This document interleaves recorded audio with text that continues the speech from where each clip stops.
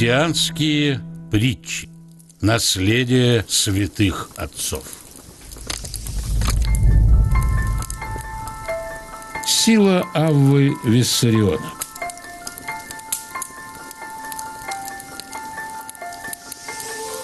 Однажды в скит приведен был некоторый беснующийся. О нем совершили молитву в церкви, но бес не выходил, потому что был жесток.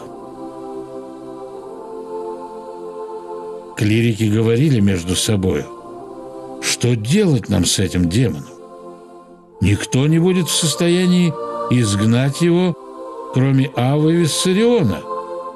Но если мы будем просить его об этом, то он даже не придет в церковь.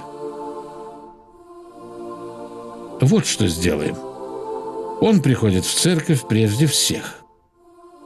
Посадим же беснующегося на его место. Когда войдет Авва Виссарион, встанем на молитву и скажем ему: «Авва, вели встать и брату».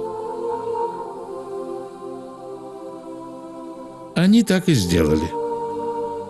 Когда старец пришел рано утром в церковь, они встали на молитву и сказали о брате.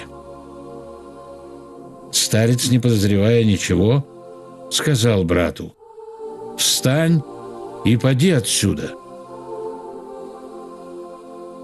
И немедленно вышел демон из больного. Больной сделался здоровым.